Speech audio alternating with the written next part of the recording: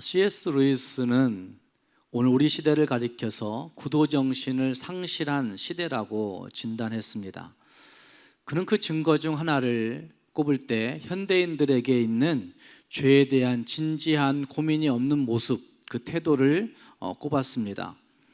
우리가 죄로부터 구원의 감격을 얻고 또 죄를 이기는 성숙함, 또 죄를 이기는 거룩함의 환희를, 기쁨을 느끼려면 먼저 자기 죄에 대해서 아파하고 또 괴로워하는 그런 진지한 죄에 대한 대면이 있을 때 어쩌면 그 죄에 대한 용서에 대한 기쁨과 환희가 깊어질 수 있다는 말입니다. 그런데 이 죄에 대한 진지한 대면이 없기 때문에 현대인들에게는 이 구도정신이 상실된 상태의 모습이라고 그는 이야기하고 있습니다. 사실 오늘날 죄악이라는 단어에 대해서 거부감이 많기 때문에 사람들은 죄악이란 말을 잘 쓰지 않는 것도 볼 수가 있습니다. 교회도 마찬가지로 죄악에 대해서 지적하고 이야기하는 일들을 잘 하지 않습니다. 죄를 이야기할 때마다 사람들은 그렇게 생각합니다. 그렇게 이야기합니다. 명백한 죄임에도 불구하고 내가 환경에 잘 적응하지 못해서 이런 일이 있었다고 이렇게 얘기합니다. 또 내 안에 정서가 내가 안정되지 못해서 정서 장애가 있어서 라고 얘기합니다. 어떤 습관적인 어떤 집착이 있어서 내가 이런 일들을 한 것이지 그걸 죄라고 하지 않습니다. 또 인지 능력의 상실로 말미암아 내가 그걸 잘 알지 못해서 이렇게 한 거라고 이야기합니다.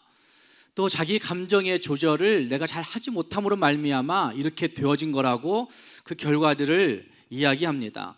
명백하게 죄임에도 불구하고 심리학적인 용어들이나 사회환경적인 용어들을 사용해서 죄를 피해가려고 하는 모습들이 있습니다.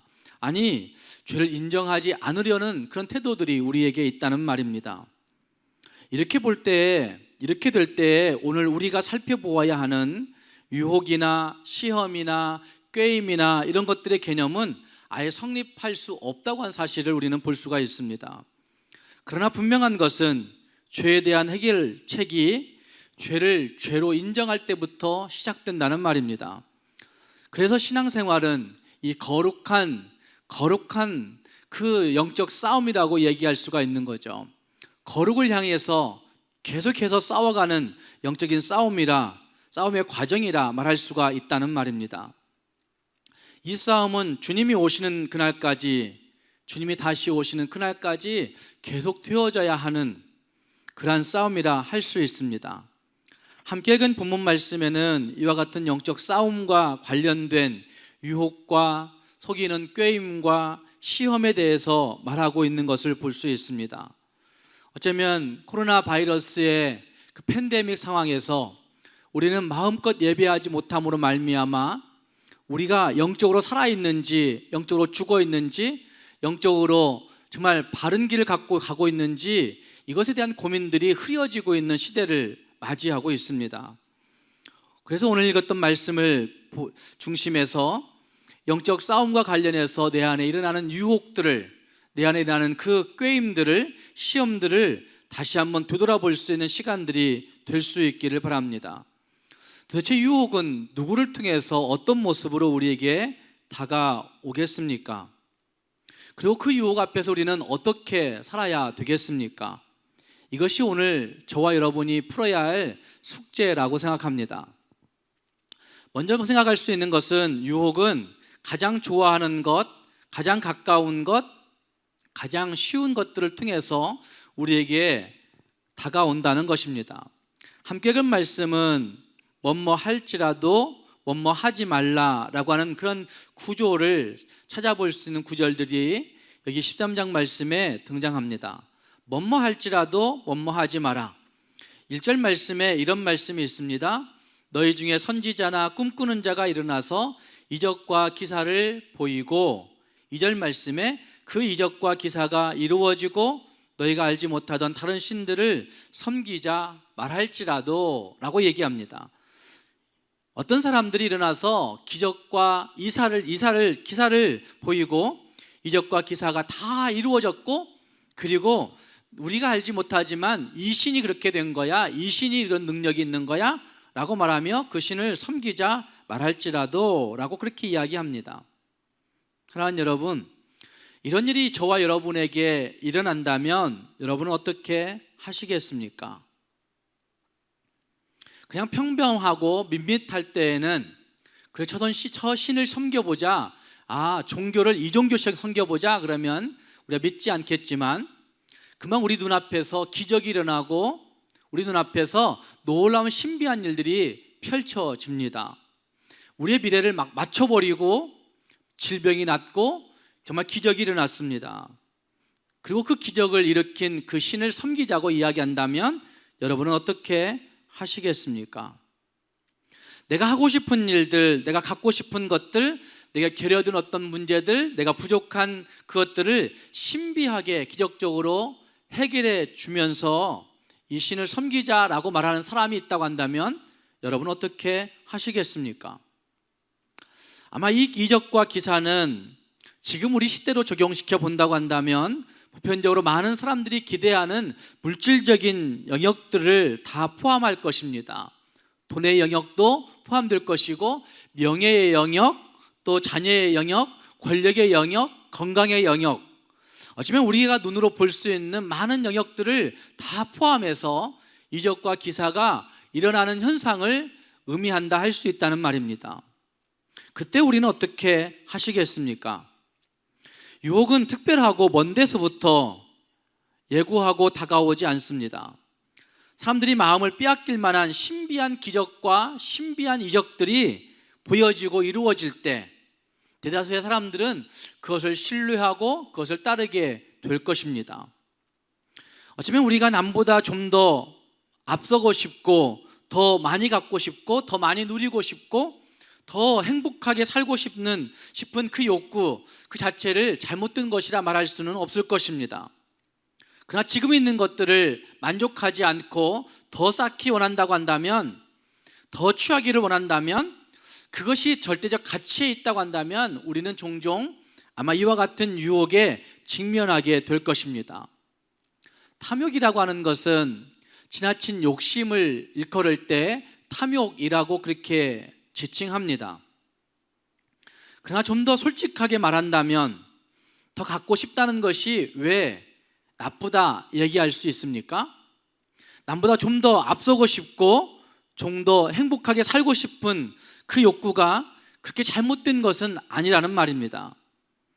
그러나 이 좀 더라고 이야기하는 그 단어, 좀 더라고 하는 그 욕망, 이것이 반드시 절대로 가져야 되는 것으로 바뀌는 순간, 반드시 절대로의 개념으로 바뀌는 순간 우리는 그것에 종속되어 버린다는 사실입니다. 또한 유혹은 가장 가깝고 친밀한 존재들을 통해서 우리에게 다가옵니다. 심지어는 형제나 자녀나 아내나 그리고 생명을 함께한 어떤 동료들을 통해서, 친구들을 통해서 그 유혹의 중심이 우리에게 다가올 때가 있습니다. 6절 말씀과 7절 말씀을 같이 보면 이렇게 말씀하지 않습니까? 네 어머니의 아들 곧 내 형제나 네 자녀나 내 품의 아내나 너와 생명을 함께하는 친구가 라고 얘기합니다. 이거는 다 그들을 얘기하고 있는 거죠. 우리 주변에 가장 가깝게 있는 그런 존재들, 친구들을, 그들을 이야기하는 거죠. 그들이 가만히 너를 꿰어 이르기를 라고 얘기하죠. 가만히 우리에게 속삭이듯이 다가올 때가 있다는 말씀이죠. 그러면서 하는 말, 너와 네 조상들이 알지 못하던 다른 신들 곧 네 사방을 둘러싸고 있는 민족, 혹 네게서 가깝든지 너에게서 멀든지 땅 이 끝에서 저 끝까지에 있는 민족의 신들을 우리가 가서 섬기자 할지라도, 그 많은 가까운 사람들이 우리에게 가만히 우리를 꿰어서 이르기를 가서 섬기자라고 이야기한다는 말씀이죠. 가서 섬기자 할지라도 그렇게 이야기하고 있습니다. 유혹은 가장 가깝고 친밀한 존재들을 통해서, 믿을 만한 존재들을 통해서 우리에게 다가온다는 것입니다. 내가 신뢰하고 있는 어떤 대상을 통해서 우리에게 유혹이 다가올 수 있다는 말입니다. 또 한 가지 유혹은 우리가 쉽게 들을 수 있는 소문을 통해서 다가옵니다. 우리가 함께 읽지 않았던 12절 말씀을 보면 이런 말씀이 있습니다. 네 하나님 여호와께서 너에게 주어 거주하게 하시는 한 성읍에 대하여 너에게 소문이 들리기를 이렇게 한다 하거든, 이렇게 얘기하시죠. 소문이 들려서 라고 얘기합니다. 쉽게 들을 수 있는 소문, 아니 그냥 익숙하게 들려오는 소문, 이것들을 통해서 우리에게 유혹이 다가온다는 말입니다. 그런데 문제는 들려오는 많은 소리들을, 들려오는 많은 소문들을 생각해 보면 그것이 부정적인 견해, 부정적인 인식, 부정적인 의식을 불어넣는 이야기들일 때가 많이 있습니다. 이런 유혹들이 사람들에게 다가올 때 대다수의 사람들은 마음의 큰 혼돈에 빠지게 되고, 그 혼돈 속에서 우리는 하나님을 배반하고 떠나는 일들이 있게 된다는 말입니다. 어쩌면 그 유혹들의 많은 것들을 우리는 살펴볼 수 있어야 됩니다. 야고보서 1장 말씀에 성도의 거룩함을 방해하고 망치는 삶의 출발에 대해서 잘 소개하고 있는데, 그것은 끌리는 것과 속이는 것이라고 하는 사실을 우리는 볼 수가 있습니다. 야고보서 1장 14절 말씀을 한번 보십시오. 거기 말씀에 이렇게 말씀합니다. 오직 각 사람이 시험을 받는 것은 자기 욕심에 끌려 미혹됨이니, 자기 욕심에 끌려 미혹됨이니. 우리의 거룩을 방해하는 그 출발이 어디에서부터 시작되느냐? 자기 욕심에 끌려라고 그렇게 표현하고 있는 거죠. 그리고 15절 말씀에도 그런 말씀이 있습니다. 그 끌림의 욕심이 잉태한 즉 죄를 낳고 죄가 장성한 즉 사망을 낳느니라 라고 말씀하고 있습니다. 끌리고 생각 속에 미혹이 일어나고, 그리고 그것이 아마 우리 속에서, 우리 생각 속에서 크게 잉태되어지고, 그리고 그 잉태를 통해서 결국은 죄를 출산하는 일들이 벌어지고, 그것이 점점점 자라고 성장하여서 파멸하게 되는 것을, 여기 야고보서 1장 14절과 15절 말씀은 끌림, 그리고 미혹됨, 그리고 그것이 잉태되고 출산하고 그리고 성장하고 파멸되는 과정을 잘 소개하고 있다고 보여집니다. 거룩함을 떠난 인생의 그림을 여기 야고보서 1장 14절과 15절 말씀은 잘 나타내고 있는 거죠. 그런데 거기에 출발은 끌려라고 얘기합니다.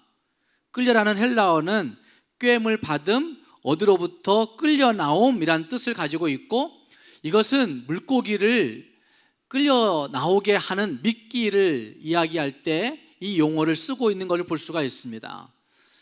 어쩌면 물고기가 낚시 바늘에 끼어지는 그것은 그 낚시 바늘에 이미 달아진 그 미끼 때문에 물고기가 거기를 물어서 끌려 나오게 되는 거죠. 자기의 은신처로부터 그 미끼를 봄으로 말미암아, 미끼의 냄새를 봄으로 말미암아, 아니 미끼가 흔들리고 있는 것들을 봄으로 말미암아 자기의 은신처로부터 끌려 나오는 것을 설명할 때에 여기 끌려라고 하는 헬라어가 쓰여지고 있습니다. 고기가 낚싯밥에 이끌려 미혹되는 것을 생각해 보면 우리가 그걸 잘 알 수가 있는데, 살아있는 그 미끼를 무는 것도 아니죠. 죽어있는 플라스틱 미끼를 걸어 놓아도 그걸 보고 또 보다가, 그걸 생각하고 또 생각하다가 결국 그 주위를 빙빙 돌게 되고, 주위를 빙빙 돌다가 그냥 지나치지 아니하고 덥석 그 미끼를 물었다고 생각하는 거죠. 주위에 머물러 서서 계속 보고 또 보고 미련을 갖는 그 태도, 자기 욕심에 끌려 살아가는 모습들을 잘 묘사해주고 있는 헬라어 단어라고 할 수가 있습니다. 사람들은 누구나 욕망을 가지고 있습니다. 근데 그 욕망에는 신령한 욕망이 있고 세속적인 욕망이 있습니다. 신령한 욕망은 하나님을 기쁘시게 하는 욕망이요, 신령한 욕망은 하나님의 마음에 부합된 욕망이요, 신령한 욕망은 하나님을 만족스럽게 하는 욕망이라 할 수 있습니다. 그래서 신령한 욕망은 어떻게 하면 하나님께 영광이 될 수 있을까? 어떻게 하면 하나님의 이름에 그 영광을 돌릴 수 있을까? 여기에 집중하여서 생각하게 되는 겁니다.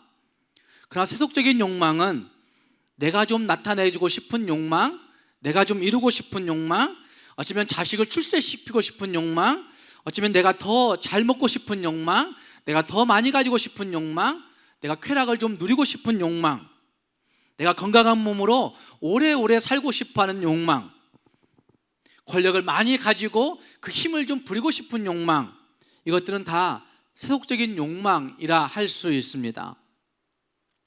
어쩌면 하나님의 영광이 아니라 결국 자기 자신을 나타내고 싶은, 내가 인정받고 싶은 그런 모습, 내가 높아지고 싶은 그런 모습, 내가 누리고 싶은 깊은 내면의 모습들이 거기에서 작용하고 있는 욕망들이 세속적인 욕망이라 할 수 있을 것입니다.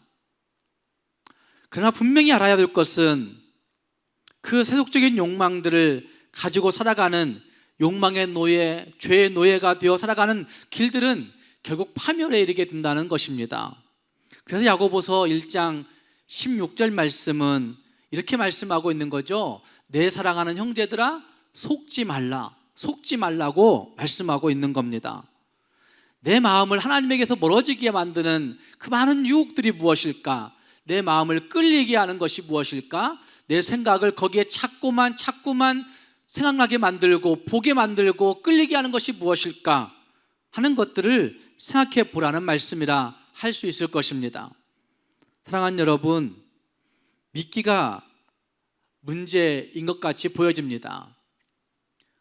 살아있는 것도 아닌 그 믿기가 무엇이라고, 그 믿기가 자꾸만 생각나고 자꾸만 보여지고 싶고 자꾸만 마음속에 품고 싶고, 그래서 거기에 내 목숨을 걸고 내 생명을 걸고 내 인생을 거는 일들이 종종 있는 것, 그 믿기가 문제인 것 같다는 말입니다. 사랑하는 여러분, 내 마음을 하나님에게서 멀어지게 만들고 있는 것들이 무엇인가 이 아침 한번 생각해 볼 수 있기를 바랍니다. 내 마음을 하나님 예배하는 곳에서 멀어지게 만드는 유혹은 과연 무엇일까? 그 유혹이 어디에서 누구를 통하여 다가오는지 한번 생각해 보시면서 결국 우리 안에 있는 그 유혹들을 제거하고 하나님을 선택할 수 있는 저와 여러분이 될 수 있기를 주님의 이름으로 축복합니다. 두 번째로 생각할 수 있는 것은 유혹이 다가올 때 우리는 내 안에 작용하는 자기 욕심을 철저히 차단해야 한다는 것입니다. 함께 읽은 말씀은 이것을 청종하지 말라는 말씀으로 시작하고 있는 것을 볼 수 있습니다. 3절 말씀에 너는 그 선지자나 꿈꾸는 자의 말을 청종하지 말라, 청종하지 말라. 그리고 너희 하나님 여호와를 마음을 다하고 뜻을 다하여 사랑하라 라고 말씀하고 있는 말씀이 3절에 등장합니다. 8절로 가면 이런 말씀이 있습니다. 너는 그를 따르지 말며 듣지 말며 긍휼히 여기지 말며 애석히 여기지 말며 덮어 숨기지 말고 용서 없이 그를 죽이라고 이야기합니다. 따르지 말고 듣지 말고 긍휼히 여기지 말고 애석히 여기지 말고 덮어 숨기지 말고 그리고 죽이라. 이런 표현은 결국 유혹이 다가올 때 단호하게 그것들을 버리라 말씀하시는 것일 겁니다. 단호하게 처신해야 할 것을 우리에게 명령하고 있는 말씀이라 할 수 있다는 말입니다. 유혹이 다가올 때 우리는 그 대상에 대해서 굉장히 관대할 때가 참 많습니다.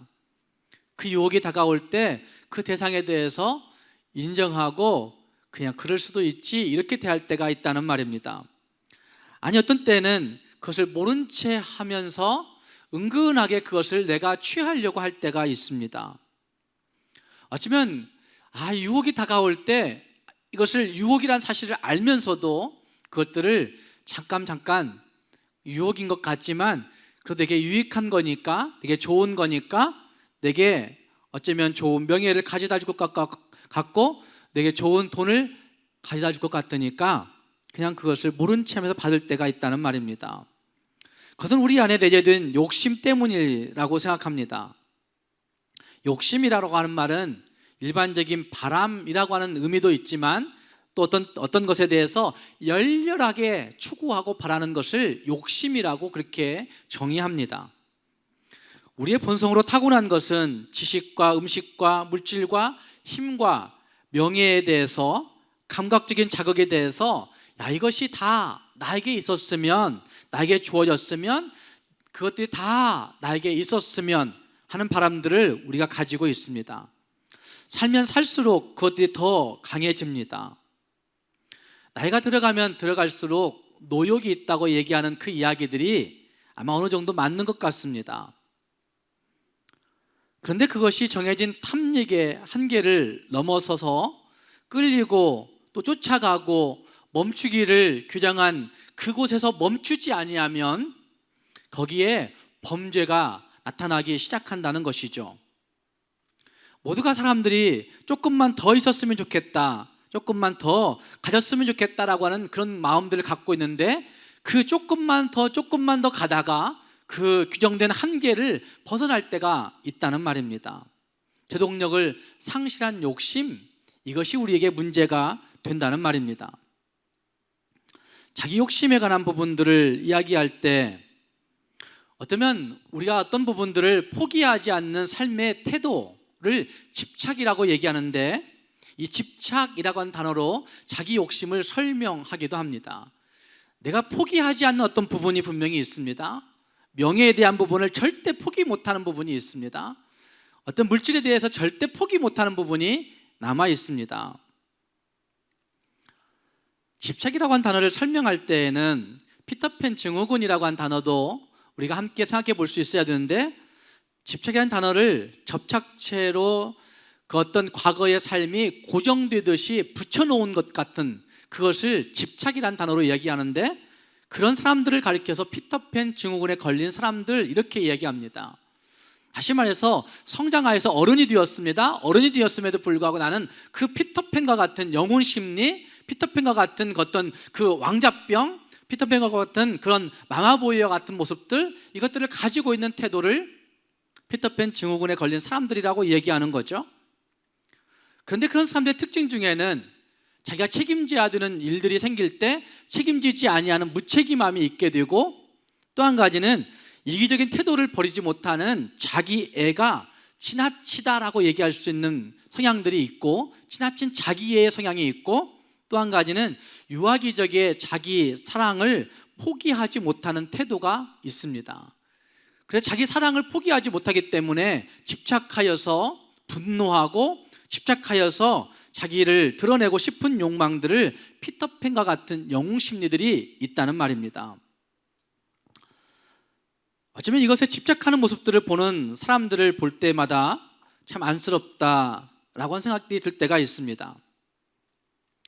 신경생물학자이고 그리고 2000년도에 노벨상을 2개를 걸머쥔 에릭 캔들이라고 하는 의학자가 있습니다.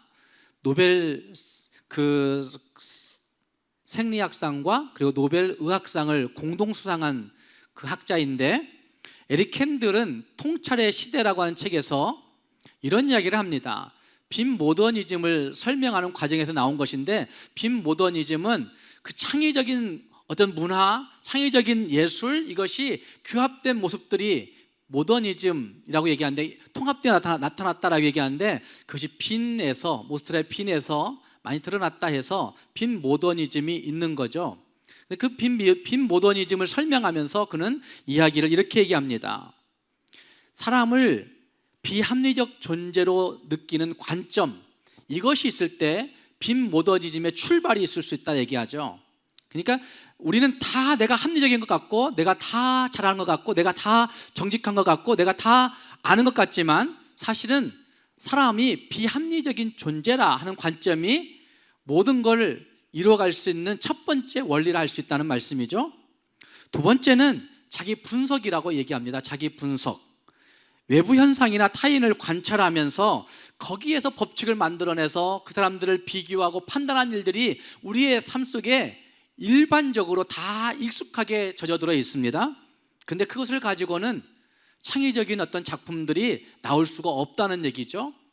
그래서 자기 분석이 있을 때, 스스로의 내면을 잘 살피고 그것들을 분석할 때 거기에서 진짜 창의적인 어떤 작품들이 나올 수 있다고 얘기합니다. 세 번째는 지식의 통합을 위한 노력이 필요하다, 그렇게 얘기했어요. 지식의 통합을 위한 노력은 통합주의에 살고 있는 우리들이 정말 가져야 할 좋은 태도들인데 그것의 출발에 가장 중요한 것은 나도 비합리적일 수 있구나, 인간들 모두가 다 비합리적일 수 있겠구나 라고 한 관점이 철저하게 있어야 된다는 말씀이죠. 그리고 두 번째는 자기 분석이 있어야 돼요. 스스로의 내면을 잘 살펴볼 수 있는 자기 분석이 있어야 된다는 말입니다. 저는 이것을 성경적으로 가져오면 이것이 매우 중요한 것인데, 성경적으로도 자기 부인이 없이는 철저한 자기 부인이 없이는 절대로 예수의 제자가 될 수 없다고 얘기합니다. 그러니까 철저한 자기 부인이 없으면, 자기 분석이 없으면, 어쩌면 나는 죄인이구나라고 하는 그 분석이 없으면 하나님 앞에서 하나님의 사람으로 살 수 없다고 얘기하고 있는 거죠. 포기하지 않는 태도는 영적 세계에서도 무척이나 중요한 역할을 할 것입니다. 그래서 예수님은 그 제자들에게 나를 따라오려거든 자기를 부인하고 나를 좇으라고 말씀하고 있는 거죠. 사랑하는 여러분, 더 갖고 싶다라고 하는 그 욕망들이 어쩌면 우리는 가다가 제동력을 상실한다는 사실들을 종종 알고 있습니다. 그럼에도 불구하고 우리는 그 적정선을 정하지 못하고 제동력을 상실한 채 그 욕심으로 달려갈 때가 있기 때문에 문제가 된다는 말입니다. 그 선을 넘어가면 그 욕심, 그 탐욕은 행복을 죽이고 결국 평화를 죽이는 일을 만들게 됩니다. 그리고 모든 것들을 다 상실하게 만들어 버리는 것을 우리가 종종 경험하게 됩니다. 더더욱 문제는 그 욕심이 하나님의 자리를 찬탈한다는 데 문제가 있습니다. 돈과 명예와 권력과 그리고 힘과 내 감정과 인간적인 것들을 추구하다가 하나님을 그걸로 바꿔버리는 것이죠. 하나님이 안 보인다는 데 문제가 있습니다. 하나님을 멀리하게 된다는 것입니다. 더 나아가 하나님을 이용하려고 한다는 데 문제가 되는 것입니다. 사랑하는 성도 여러분, 코로나 팬데믹의 시대에 집안에 있으면서 우리가 영적인 싸움을 하지 않으면 안 되는 절박한 시기에 우리가 와 있습니다. 집안에 있으니까 아무 유혹이 없어요 라고 하시는 분들도 계시겠지만, 어쩌면 우리 마음속에 일어나는 그 많은 유혹들은 부인할 수 없는 부분들이죠. 나는 괜찮아, 나는 합리적이야, 나는 정직해, 나는 겸손해, 나는 정말 떳떳해, 이렇게 생각하면 아무것도 안 되는 거예요. 세상 학문에서도 안 되는 겁니다.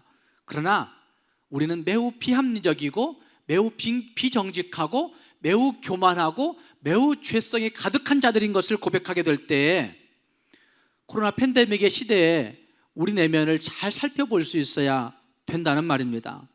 그리고 유혹이 다가올 때 그것을 잘 살펴보아서 우리가 혹시 내 욕심에 치우치지 않았는지, 내 생각과 내 마음들이 혹시 탐욕에 치우치지 않았는지 냉철하게 살펴볼 수 있어야 된다는 말입니다. 그렇게 행하게 될 때 우리는 유혹이 다가오는 그것들을 분석할 수 있게 되는 것이고, 그 욕심을 철저히 차단하여서 하나님께 영광을 돌리는 삶을 살게 되는 것입니다. 사랑하는 성도 여러분, 이 어려운 시기에 내 안에 일어나는 많은 유혹들을 잘 분별해내고 그 유혹들 속에서 욕심을 철저히 차단함으로 말미암아 선한 영향력을 가정에서도 끼치고 많은 사람들에게 끼치며 살아갈 수 있는 우리 모두가 될 수 있기를 주님의 이름으로 축복합니다. 기도하겠습니다.